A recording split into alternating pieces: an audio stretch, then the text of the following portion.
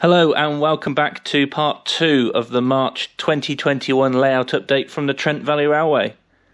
In this update, there's even more progress on the scenery work.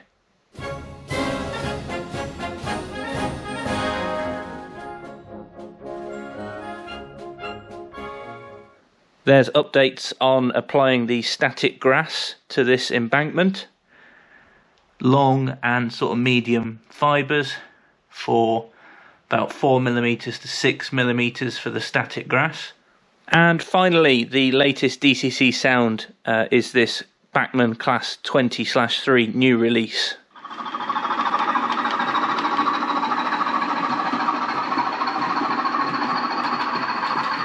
Welcome back then to part 2 of this month's layout update.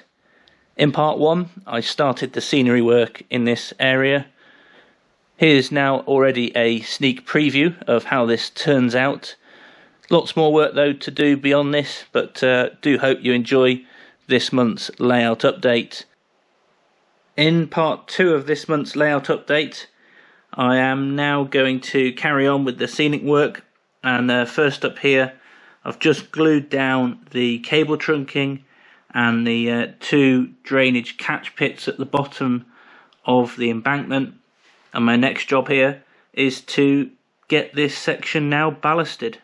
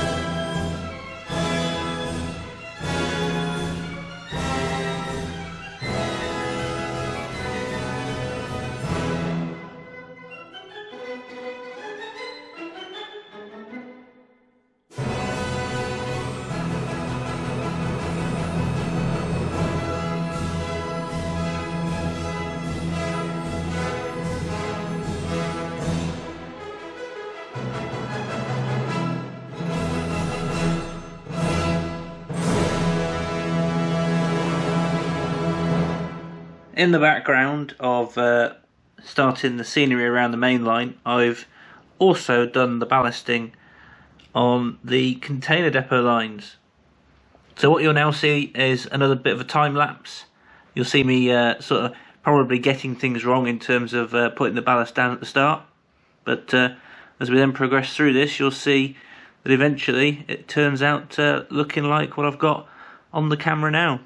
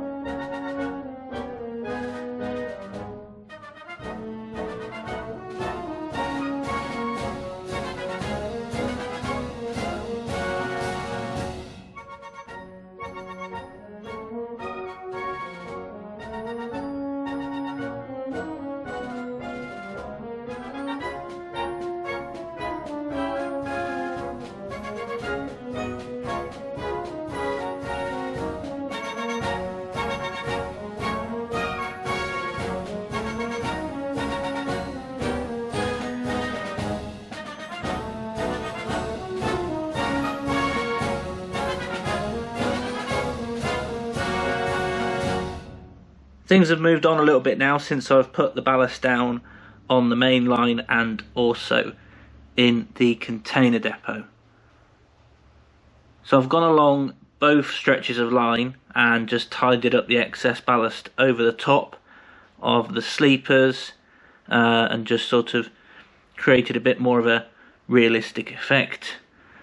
I recognise that obviously this looks very clean, but that was what I'm going for with the container depot. Is it's very much sort of a new facility, so that's why as well I've spent the time now to put rust on the outside of the rails in the container depot, and I've done that using the Woodland Scenics Rusty Rail track painter. So this comes with a tip on the end of the paint pen to paint the very edges of the rails and also the rail clips. And then what I've also been doing then is starting to do a bit of a similar process on the main lines, and this time I've used the steel rail Woodland Scenics track painter pen. And what I've also done is used any excess to just weather up the outside sort of the sleepers and the ballast. So I've now got a bit more of a sort of realistic looking track, and I'll show you the comparison in a minute. But before I do so, the other thing I've done, which I did in part 1 of this month's layout update, is I've basically just painted the undercoat of the embankment here, and I've used the earth undercoat liquid pigment from Woodland Scenics just to basically run all the way alongside up to this point here. So where I've got up to at the moment with doing the mud rock and this bit of scenery section, you'll be able to start to see the difference here of the shiny edge of the rail when it comes straight out the box from Pico, compared to then basically adding a bit of weathering to the edge of the rail there. And I've also gone up to the same point on the container depot line, so you can see again the difference between the rusty rails and having not added any weathering. So there's a few extra little bits to touch up on this main line here with the weathering, but the next part of this layout update will now show you a time lapse of just putting down the sort of scatter for the grass on this next section of the embankment.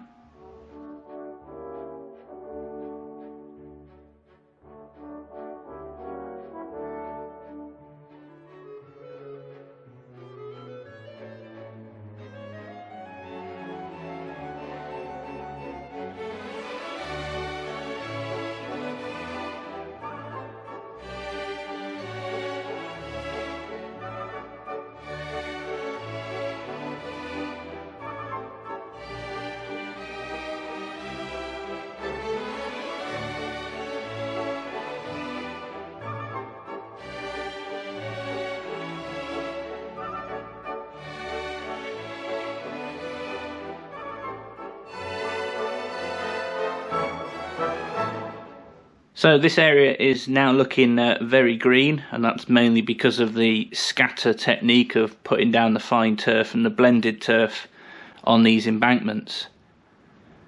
What I'll do is now let the PVA glue dry, and once it's completely dried out, about a day or so, I'll then run a hoover over the top of this area to basically collect the excess of the fine turf.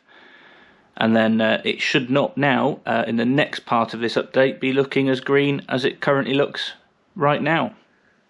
The glue has now dried out, and I've run the hoover over the excess, so it's now looking not as green as the base layer here as it previously did.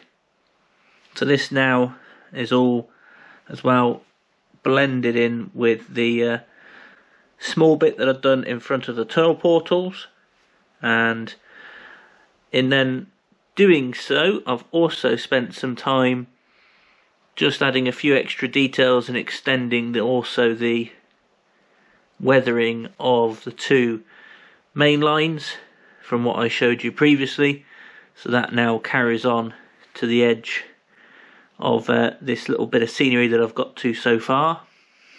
And also what I've done is created the catenary wires by attaching two dapole sets here together, and obviously I know that they are probably slightly oversized, but as a representation of the catenary wires between the masts, I'm hoping that it does the job for what I want here on the Trent Valley Railway.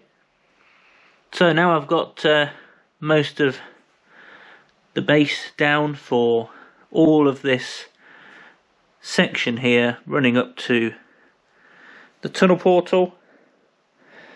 What I'm going to do now is add some static grass onto this area.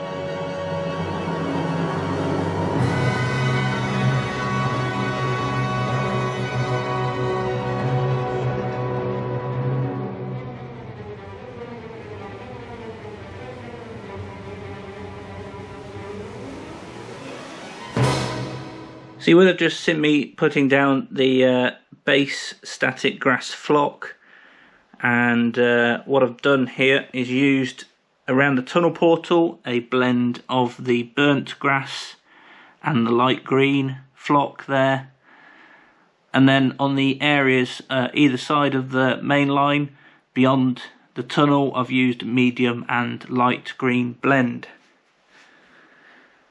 So I've done a few little extra things as well since the time-lapse video there, and just sort of added a few different darker tones around the tunnel portal, and I've filled in the gap that was left between the edge of the sort of main grass and then the edge of the container depot, and again I've used a sort of darker burnt grass blend in that area there. The last thing I've done here is just for the time being, whilst this now lets the glue set and also then waiting to add another layer, is I've just put a very light clear sealer coat over the top of this, just so it helps with the next layer as well being able to attach itself on top of that base layer and start looking a bit more like the area on top of the tunnel portal. Before I do the final layer of the static grass with the longer fibres, I've just gone back and just done a little bit more detailing, and the difference now is that there are some sort of darker bits of static grass flock which I'd used down the sort of bottom of the embankment, and then I've got a sort of variation of the colour getting a little bit lighter and more green towards the top. And the reason for this is the next stage here. I've got several different long and sort of medium fibres for about 4mm to 6mm for the static grass. In the area over the tunnel portal, I previously used the light green and the spring green, and the green seam ones down here have also got a sort of summer green, which has some sort of lighter fibres in there for the grass. There's a very dark green which I used a bit of as well, but I've also got some sort of straw light colour, so I'll be mixing all these together now to basically add more depth to the static grass on the embankment and the section alongside the main line.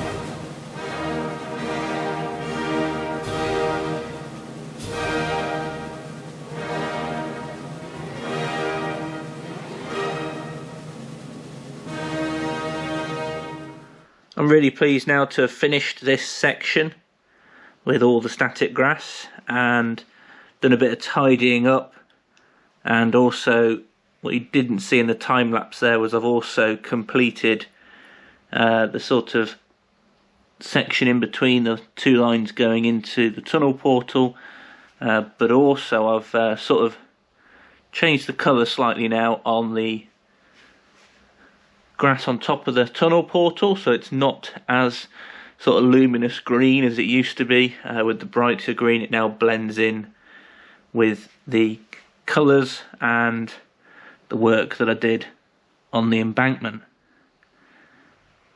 So I'm rather happy of how this has turned out with all the different colours, and adding in a bit of scatter as well over the top of the static grass. And so the next part here will be to start adding some bushes and some trees, particularly along the top of the embankment here, just to give it those final touches, but I'll do that in next month's layout update. What we'll do now is we'll first of all see one of the first trains running in this section of the layout.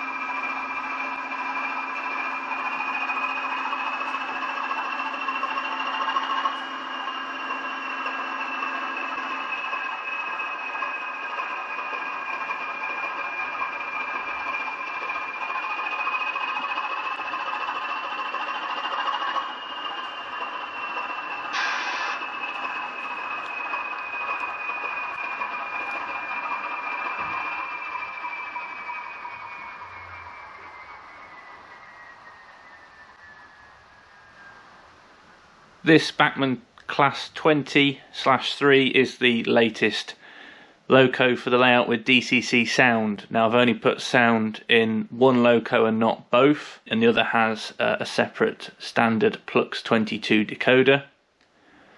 The sound in the front loco is from Digitrains. I'm very impressed by the sounds on that sound file and also all the functions that come with it. It also comes with the brake function, as you've just heard, as it came to a stop there. I've matched the speeds between these and put it into the Z21, where you can run the two locos together, and that means that it basically isn't pushing or pulling against each other. They're both running at the same speeds, even though they've got slightly different settings in the decoders. There are a few things with these that people have already noticed, which is obviously the marker light isn't there, and also there is a steps missing on one of the sides of the loco, and that's in the detailing pack. So far I'm quite impressed by what these Class 20s look and run like, so hopefully they'll stand the test of time operating them here, and I hope you've enjoyed just seeing those two locos here running on this new section that I've got sorted over the past month. So stay tuned as well for more videos and layout updates from the Trent Valley Railway. But for now, thanks for watching and cheers.